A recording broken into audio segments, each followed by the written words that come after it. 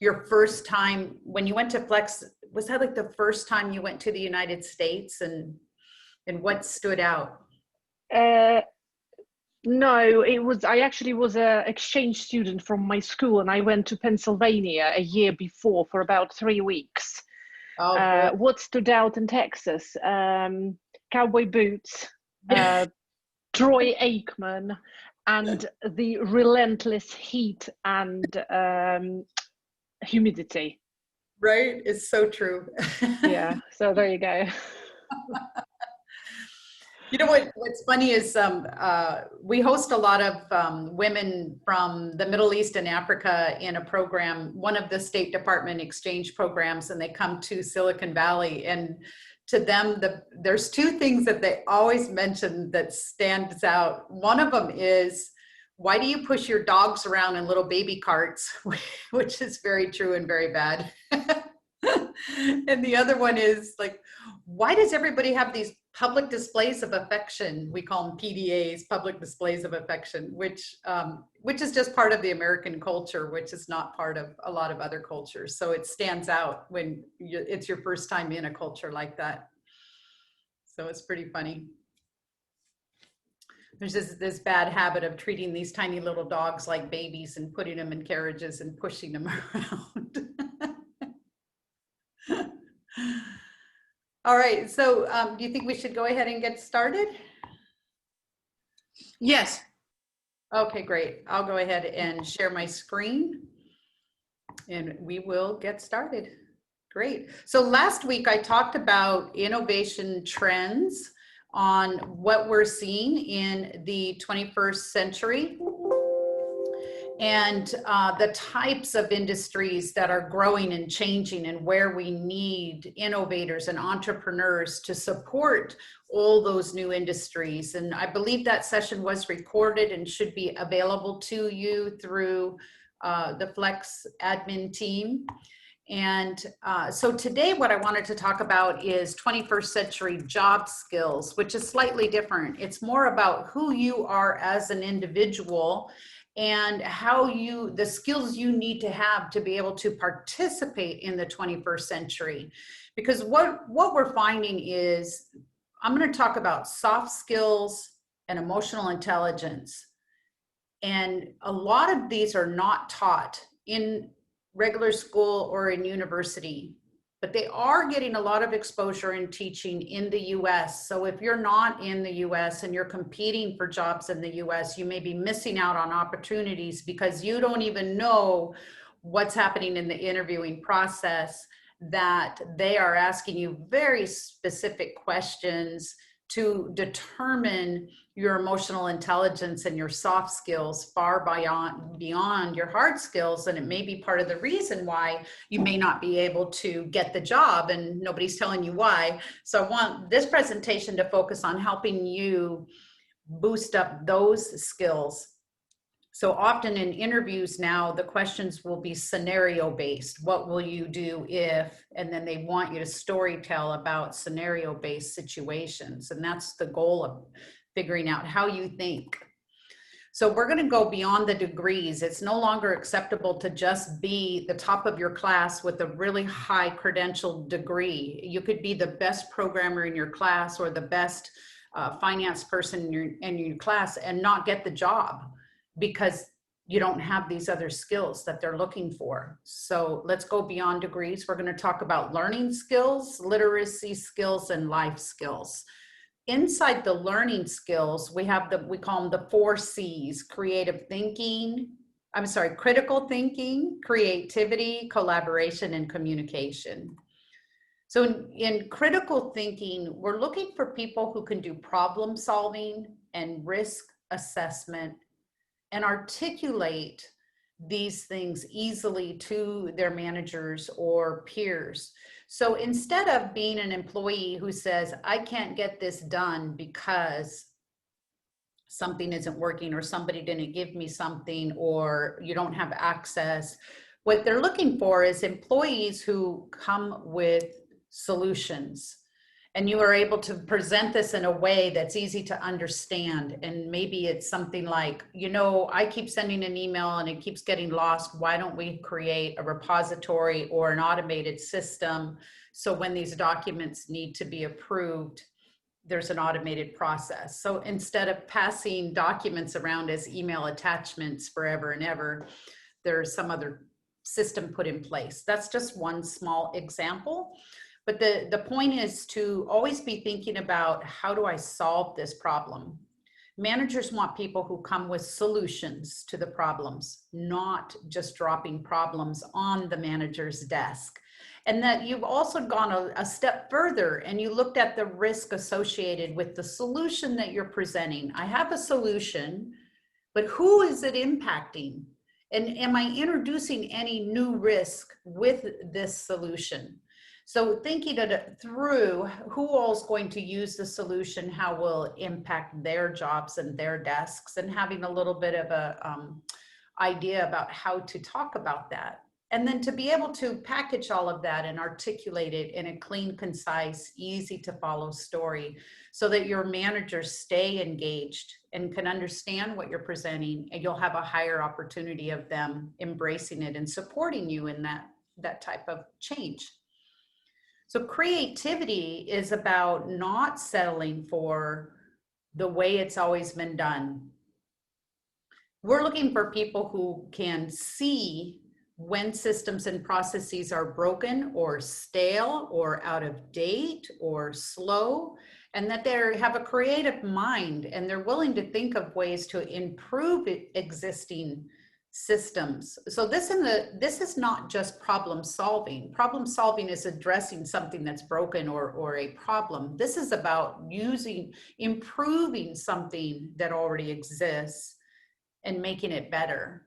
And when you ask somebody, well, why do we do it this way? And they say, because that's the way it's always been done, that you're willing to think a little harder and more creatively and come up with other ways of doing it, and not just one way, but maybe multiple solutions on how something could be changed to be to the benefit of everybody who is involved.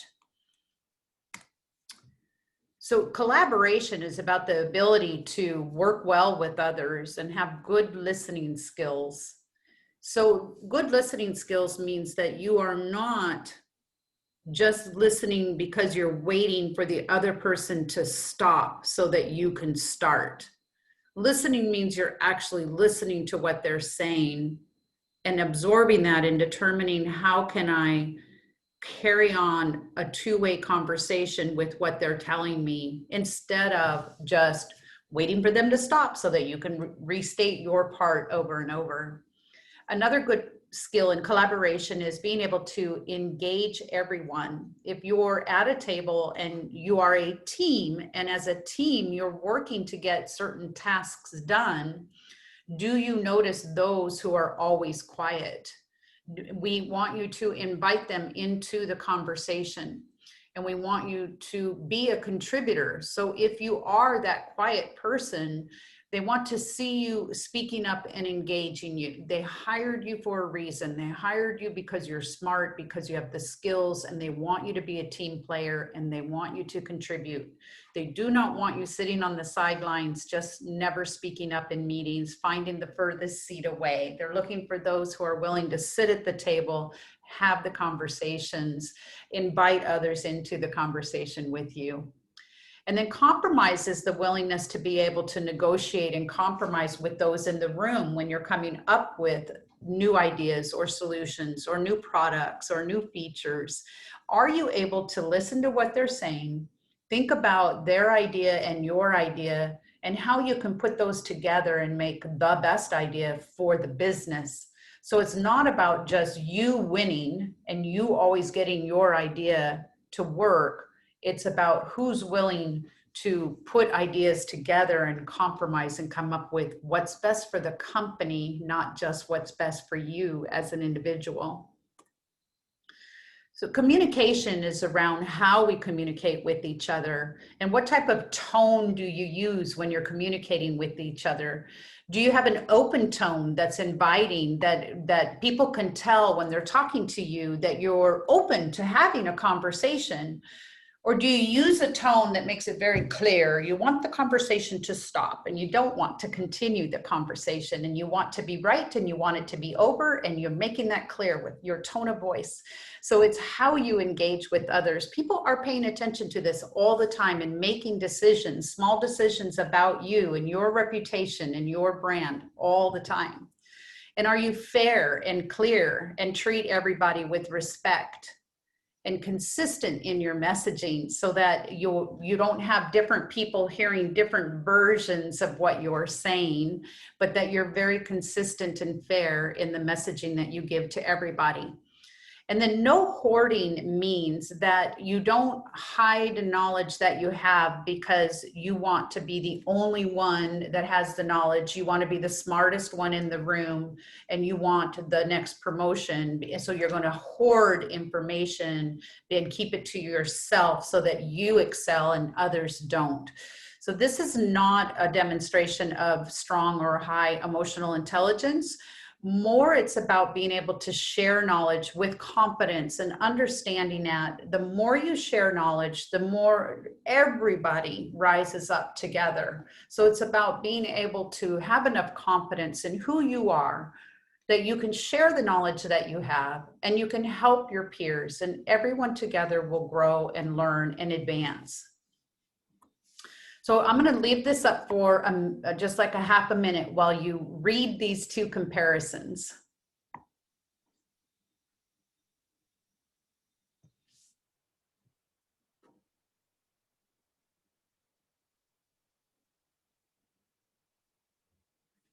So these are just to give you examples of language that we use and how you can tell the difference between how these come across. So you have a choice every day when you are communicating with others. You can practice in your family, you can practice with your friends, and you can practice at work. Listen to the word choice you use and the tone you use, and find ways that you can improve just a little bit every day, so that in the long run you become this better version of yourself. So look at, how am I open and collaborative? And you can even restate your statements. I've often, when I was very first learning these skills many years ago, would allow myself to say, I'm sorry, I didn't word that very well. Let me rephrase my statement, and then just rephrase it in a better way, in a more open and collaborative way. If we correct ourselves as we go, we will change much, much faster than if we just think to ourselves, oh, I didn't say that quite right, I should do it different next time. When we hold ourselves accountable to ourselves and to our peers, we will grow faster. So literacy skills is about information literacy, media literacy, and technology literacy. So information literacy is about understanding the facts and the data and the statistics. When you receive reports, do you actually open them and read them? And when you read them, do you understand them? And the way to practice this skill is to share or talk about what you're reading with somebody else. And it could be daily news. It could be the statistics of COVID in different countries or different counties. We read this information, but it's entirely different to gain and grow and keep the skill of articulating data to others. How well can you articulate what you've just read to somebody else? And not just a simple, oh, I noticed that the COVID numbers went up in this county or this country. It's more about analyzing what's happening. What are the ratios per capita or per person in the content that you're reading, right? And being able to differentiate fact from fiction. Are you able to discern the source of the data that you're reading? And should you be sharing it with other people? And research-based assumptions instead of just reading a title. So one of the worst habits we have on social media today is that we will read a title of an article, we'll form an opinion about the title, and we'll share it out to our network based on reading the title only, or maybe reading the first 2 or 3 sentences of an article. And then we form an opinion and we send it onward. Did we research where it came from? Is it true? Is it research-based? Or is it just fake news that's getting propagated throughout all of our channels? And what can we do to be a better citizen about managing that? So this is a report that came out by Forbes, and it shows where the exposure to fake news is the highest. So you're not all sitting in Russia, you're all in different countries. So this list will just give you an idea of what's happening around the world and how much is propagating. So to be aware of, this exists in every country. It's growing in every country, and it grows by individuals promoting it and pushing it forward. So being more conscientious about what you're pushing forward. Apply your critical thinking skills towards determining whether or not an article is real or fake and whether or not you should push it out or not. So consider the source, check the author, check the date. Oftentimes we see things getting pushed around that are 3 or 4 years old. Some, like there's one in the US that happens all the time. Like we have a hardware store chain called the Home Depot. And the founder of the Home Depot is very politically active, but he sold Home Depot over 20 years ago. But every time he does something politically, there's this whole rise that says, we need to boycott Home Depot. And Home Depot has nothing to do with him. It's been 20 years since they've been separated. So that's the type of thing where you have to really look at, why am I saying boycott this company? Because the founder from 20 years ago did something, right? Like take the time to research what you're saying and check your biases before you push content outward. This is I'm not expecting you to be able to read this chart in detail, but I wanted you to be aware of it. This chart is called the media bias. I noticed that somebody else had, Dinara had commented that Russia was not on the list. I don't know why Russia's not on the list, but I would suspect that they're getting their fair share of fake news. So, so this one's called Media Bias Chart. I'm going to type it into the chat box so that you can Google search on it. And what it does is it differentiates all these different sources where news or content is coming from. So this green box up on the very, very top are fact reporting, original facts, research has been done. And then as you go down, there's a yellow box and an orange box and then a red box down at the very bottom. And it starts splitting by political leanings, and they start changing the content and making it become inaccurate propaganda, unfair persuasion. So if you're looking at an article and you're trying to decide if it's valid or not, going to this media bias chart is a great source. And if the content's coming from someone up in the green box, then you can feel really confident that it's high quality research-based data that you can share out into your network. But if it's coming from somebody who's down inside of the red box, I would really think twice about pushing it out into the media.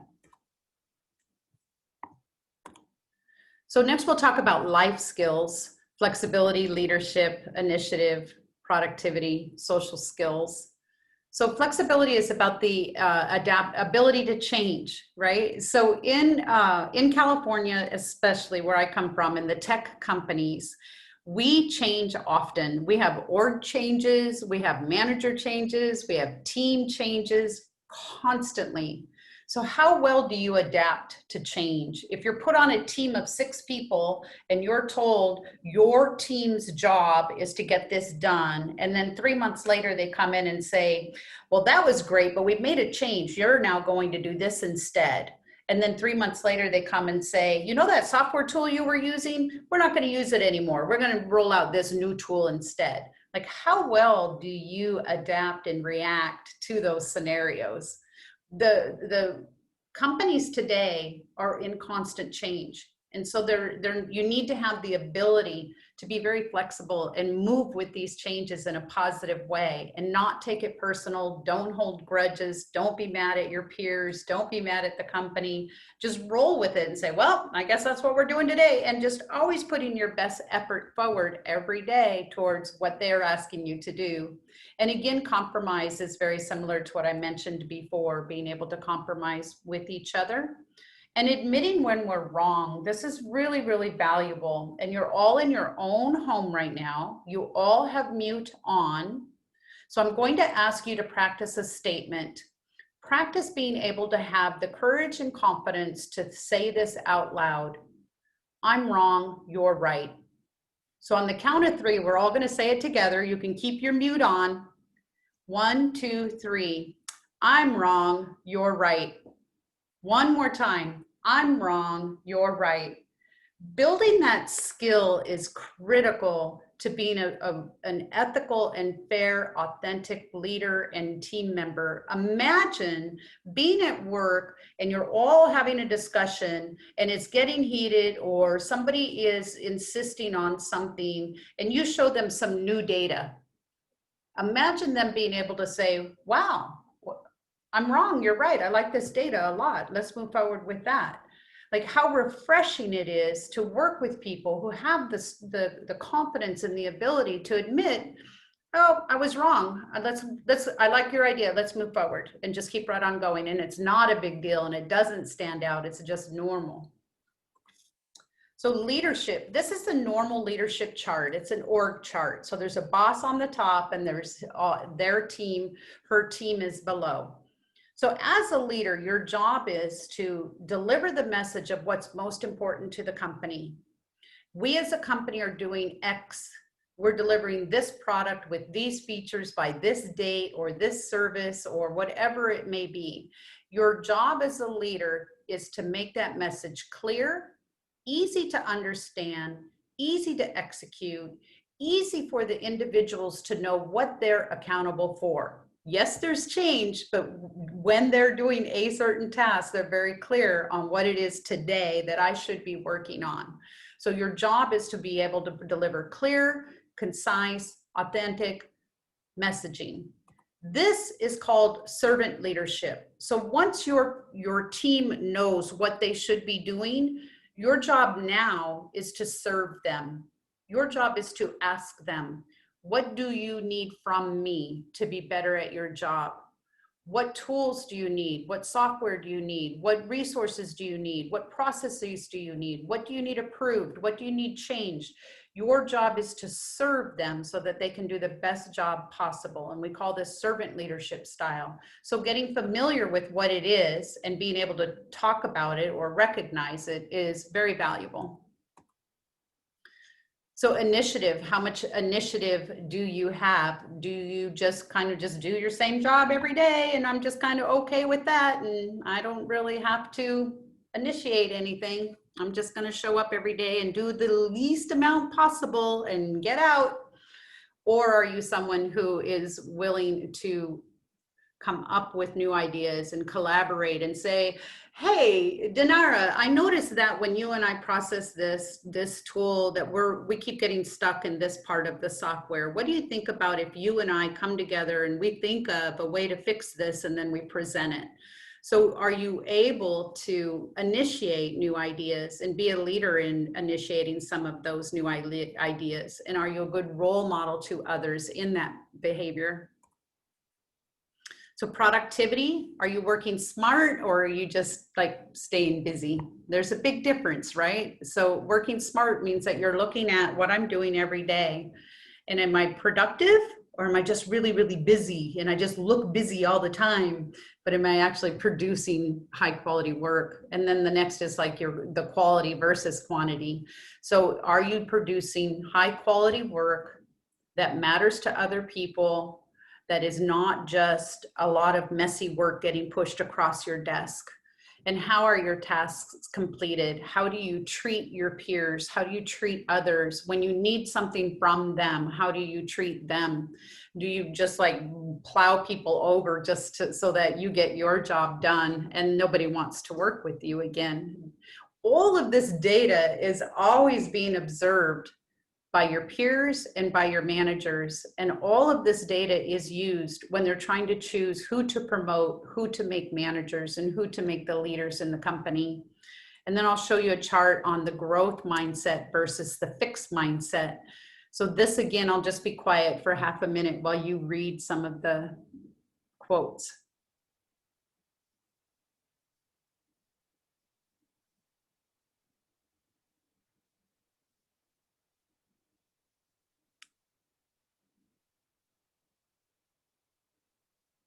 So you get to make a decision every day whether or not you want to have a growth mindset or a fixed mindset. You can find all kinds of charts like this. If you do Google searches, you can print one out, you can put it up on your office wall or in your, in your bedroom or wherever you want, just to remind you every day, I really want to have a growth mindset. So I need to listen to my self-talk. It's you talking to you that makes a difference between which side of these mindsets that you have. You can change it if you want, but you have to listen. You have to listen. What am I telling myself all the time? What should I be telling myself? And make that initiative to change that. It can be done a bunch of different ways. Like I used to use, you can take like old business cards. So mostly business cards are blank on the back and they're perfect, they're small, and they can fit anywhere. And you can just write these positive comments on the back of these business cards, and you can have them in your pocket or you can have them on the kitchen counter, and you just read them out loud. And it's proven that if you read out loud something new like this 6 times a day for a month, you will have that shift. You will make a shift in who you are. It will stick, because what will happen is when you hear the negative quote come up, you're going to recognize it. It'll stand out and it'll be like, oh, that's a really negative thing I just said. And you'll want to replace it with the positive because you have been working on trying to learn the positive. And this is definitely not just for work. This is for every day, everywhere, the way we treat everyone in our lives and how we treat ourselves. Imagine we wouldn't even allow ourselves or our best friends to talk to themselves like this. Like if we knew what our friends were saying to themselves in their heads, we would stop and say, don't say those things about yourself, right? So it's an opportunity for us to do this for ourselves. So the next one's about social skills. This also shows up about in choosing. So oftentimes when you go on an interview, they'll say, oh, well, let's go to the cafeteria and have lunch. And it's because they're testing your social skills. They're going to test how relaxed can you be in an uncomfortable situation. What's your etiquette like? How polite are you? How conversive are you? If somebody's not interviewing you and they're a complete stranger, like how do you engage in conversation with them? So all of these skills are very important to think about. They all, not only just for work, but who you are as an individual and how you show up in your life, in your family, and your friends, everywhere. So the motto that I use every day is, how can I be a better version of myself today than I was yesterday? And it's just that simple. And it's very small changes. If you are really conscientious about this, I'm talking small changes, but consistent, you would be amazed how much that you can change over a short period of time just by starting to listen and pay attention and making these little nudges. All of this content comes from Applied Educational Systems. It's free, it's available. There's much more in depth about it. So if you like what you are hearing, you can go to this website. You can just Google on this company. You can find this content. And the other thing I wanted to talk about is your personal brand and how you show up in social media and how people perceive and see you when you're not in front of them talking, but they're looking at your social media. So let's talk about the difference between Facebook and LinkedIn and some of the other platforms, right? So in most countries, Facebook is being used for both personal and business blended together. Like you invite all of your coworkers into Facebook and everybody's seeing everything. And this is not how we do it in the US. And we really would like to see like a shift in separation of business and personal, because what we're doing on Facebook is equivalent to going to a new job, being there for a while, and just like inviting 20 people into your backyard to a family picnic and meeting all of your relatives and exposing everything about your personal life to all of your coworkers. And that's not what most of us want to do. You want to kind of keep a filter between your family and your professional career and who your coworkers are. So a rule of thumb is Facebook is great for your entertainment, to post your vacation pictures, you share it with your friends and family, and you don't use it for business unless you have a business and you have a business page on Facebook. But that you keep those separate. You have your personal page and you have a business page where you're promoting your business. But in your personal page, you keep it just very personal. And one of the ways you can do that is through your friends settings, your post settings, and your privacy settings. So even if today you wanted to start doing this, but you're thinking, I already have a whole bunch of business people on my Facebook page and I can't just go and disconnect them all. That's true, but what you can do is change the settings. So inside of Facebook, you can go into the friends area and you can create lists. And you can go in and start assigning people to lists, and you can assign them to maybe the company that you're working for or the previous company or a pool, whatever you want to. Nobody sees what the name of the list is, so you can call it whatever you want. And you can move people to these lists, and then you can make posts directly to those lists. Like if you want just family, you can tag them, you can have family or close friends, and then you can start initiating your posts just to them. And also underneath your list, when you go in and look at friends, there's this option over here where it says friends. You can change this to acquaintance. So what I've done is if you're just somebody I met once or through work or through a friend of a friend, I have changed to acquaintance. And then when I make a post, all my posts go to friends except acquaintances. So every single time you make a post, you get a choice. You can make it public, you can make it just my friends, or you can make it custom. And I've created a custom that says friends except acquaintances. And so I've gone through all my thing. I've changed a bunch of people to acquaintance, and then my posts just go to friends, not acquaintances. So that's one way that you can manage that and start bringing it in. So LinkedIn is critical, especially if you're looking for work at large international corporations or US-based or UK corporations. Anytime you communicate with me in any kind of business setting, I'm going to go to LinkedIn and look up your background and see what you've been doing. This is where we do business only, and we don't do any personal or family or friends. So keep your profile current. And there's a QR code I can show you. Normally I'm doing this meeting with in person, and so I'm able to do this experiment in person. But if you have the mobile app, if you have your phone handy and you have the LinkedIn mobile app, if you open up the mobile app, up at the big search bar, there is, let me see, nope. Sorry, I don't have that slide in here. There is an option in the search bar where there's 4 little squares, those 4 little gray squares. If you click on those 4 little gray squares, what happens is a QR code pops up. And there's 2 options. You can either share your QR code to somebody else by holding your phone out, or you can tap the other box that says scan. So I can scan somebody else's, or I can share my code.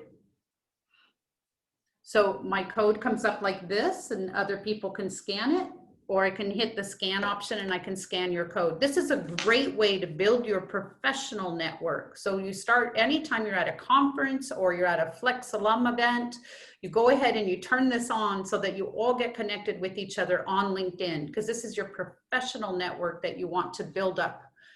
And the other feature that's available if you're in a large group, so for anytime Flex alum are running a large program and you're bringing them all together in one space, the other option that you can do is down at the very bottom is the icon where it's the heads plus one. So, the multiple heads, right? So if you tap on that, several options, this other option comes up. See this blue plus? So when you tap on that, there's an option called Find Nearby. And the Find Nearby is off right now, but if you turn it on and you're in a room with 100 people and you're in the front of the room and you're the speaker and you tell everybody to turn this on, all of a sudden your screen loads with the LinkedIn profiles of everybody in the room. And you just do connect, connect, connect, connect, connect, connect. And it's a great way to build your network, especially if you're all at a conference because you're all like-minded. You're all studying or focused on the same topic. Or if you're all at a Flex alum, you can connect because you're all part of Flex alum. So this is how we build our network when we need to go out and start looking for work, or we want to find a partner to do a research project together, or we want to apply to a grant together. This is a great way to find people to do that with you. Does a candidate who hasn't got a LinkedIn account make a bad impression on interviewers? I can speak on behalf of the US. The answer would be yes. We would wonder why you don't have a LinkedIn profile. That's in the US, that's the #1 first place people will go to look. And if you're a developer or a coder and you're looking for software work, they will also expect that you have a profile on GitHub or another platform that you can show off the coding work that you've done. You would need to have some examples that they can look at, like a profile. So this is very similar to what I was talking about before, differentiating between Instagram for personal, Twitter for business. You can, if you want to use Twitter for personal and business, then I suggest that you have 2 accounts, same with Instagram. If you want to use them for 2 different purposes, create 2 separate accounts. Because it's really important in your professional accounts that you have nothing personal, derogatory, or inappropriate that people can find.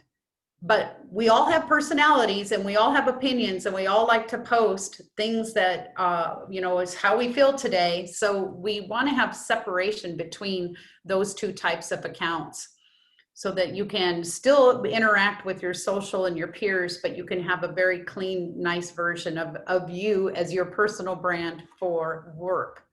So for me, if you look over here on the right, this top up here, this is my Twitter. And down below at the bottom is my LinkedIn.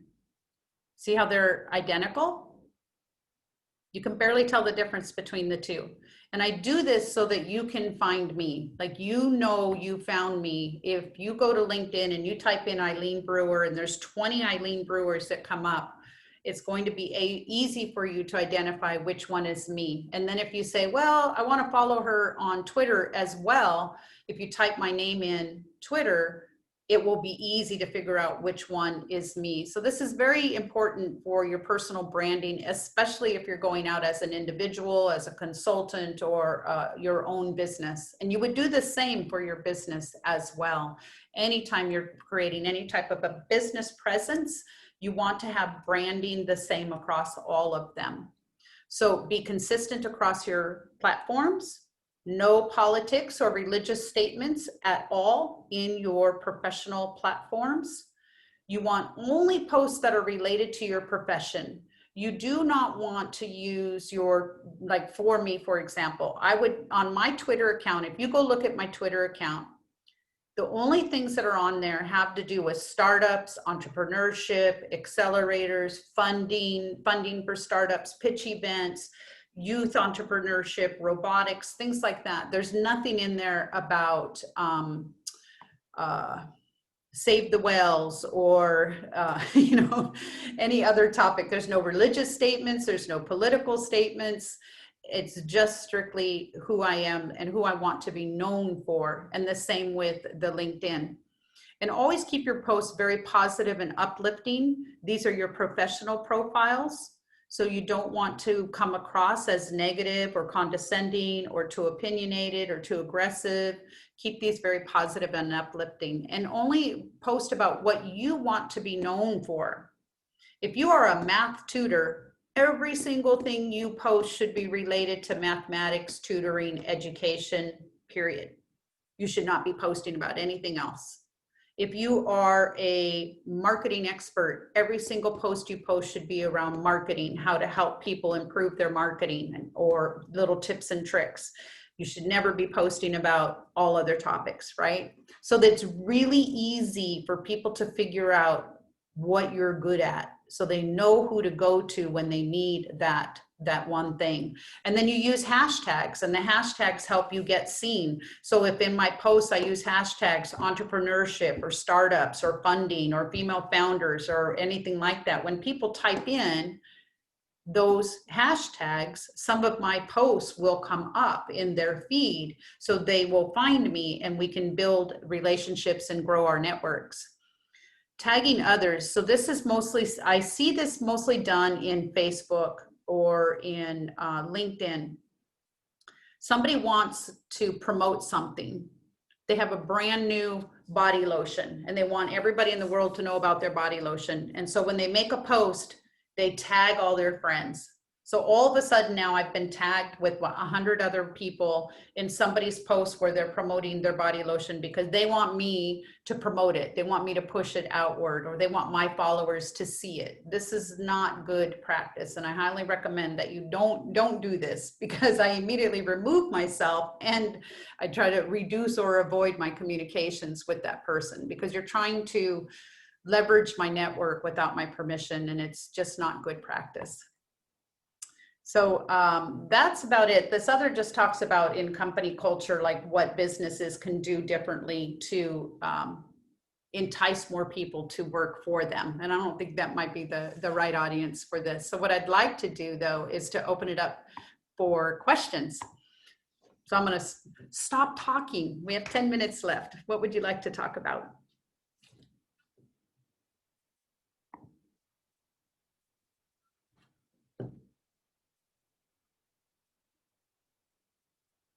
You can take yourself off mute, or you can use chat, either one.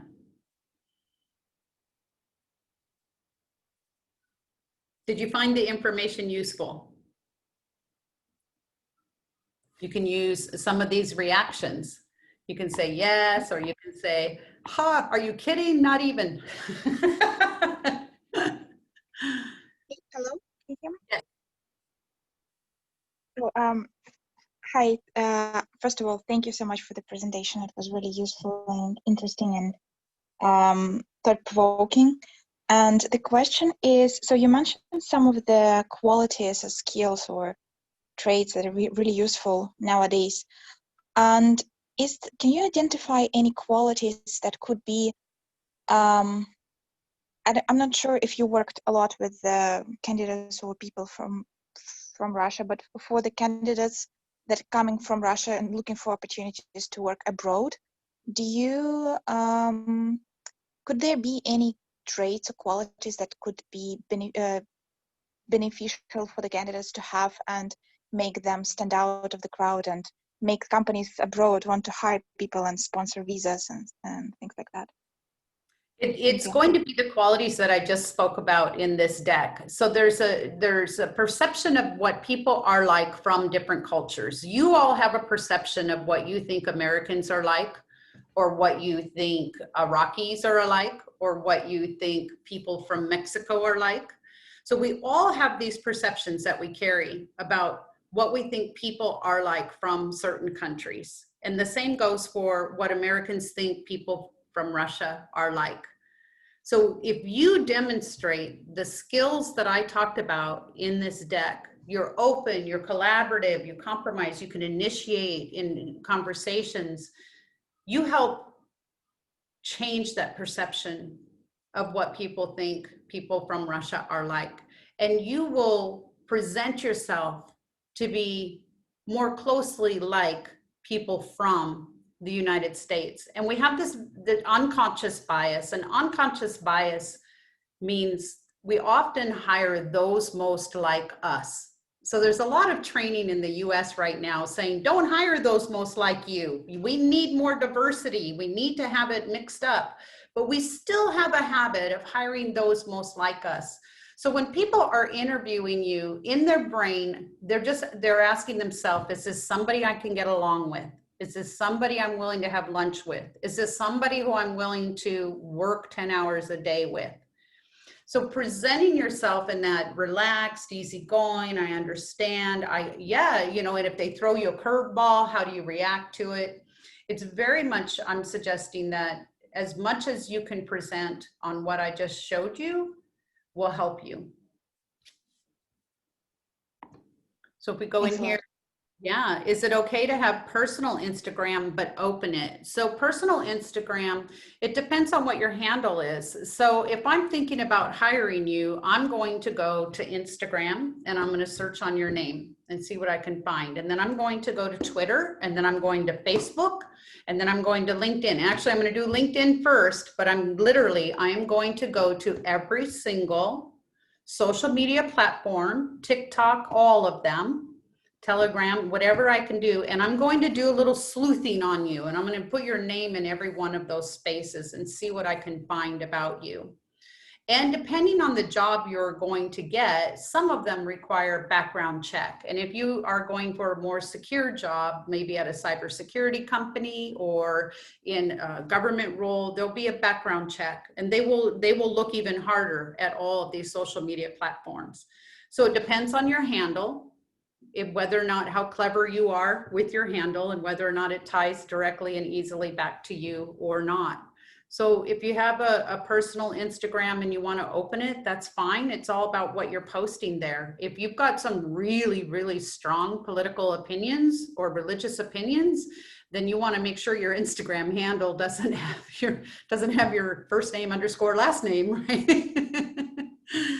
So, and then do people who are unwilling or afraid to be registered and share personal information on the web have a negative image when searching for work opportunities? So there's a fine line. It's perfectly okay to say, I'm not on social media. That's a completely legitimate thing to say. I don't use social media. But at a minimum, you need to have a LinkedIn profile if you're applying for jobs that are US. So I'm speaking with my US hat on. And as we move out, like I'm going to Iraq now, and every time I will reiterate to them as well, because if they want to come work for me, I'm going to look at LinkedIn. So it's the platform for your business profile, your business resume. So if you're saying, I don't have any social media, but you do, and then HR goes and does some searching and they find you, then what they've decided is that you have lied in the interviewing process and you will be eliminated. Do we have any other questions? Are there any disruption examples of personal branding that you find useful to use every once in a while? I mean, like, LinkedIn profiles in particular, they tend to get more and more looking alike. Like, right. People follow all these rules that are very common. They're telling about their jobs, like citing relevant whatever articles. So what would be a good example of disruption to? So what companies are looking for, they no longer want a LinkedIn or a resume that says, I was responsible for this, this, and this, and I managed a team of 8, and I did this, and I ran these projects. They want numbers, they want data, they want statistics. So changing the words, how much cost savings did you find for the company? How much revenue did you bring in for the company? So it's more about, like, what did you do? What's your value to the company? What did you help the company succeed in? not just, I managed a team of 10, I did program management for software development, but if I did program management for software development, or I helped deliver software worth $5 million per year, it's very different. I'm a contributor towards $5 million a year revenue, right? So changing the wording to make it pop and stand out is really important. They're looking for that. And a lot of application, because so many thousands of people apply, even to a single position, there could be thousands of applications. It's all done by machine now. So you have to take that extra time to modify every single resume you submit to make word matching against the job description you're applying for. It's tedious, but your application is just going into a machine. Nobody's reading it. Only a machine is reading it. And the machine is just doing word comparison. And the ones that have the highest level of word comparison float to the top. And then HR will start pulling off of the top of that list. And you can't make it just a copy and paste, because that becomes really obvious. So you have to be creative in the way that you use those words. So tedious.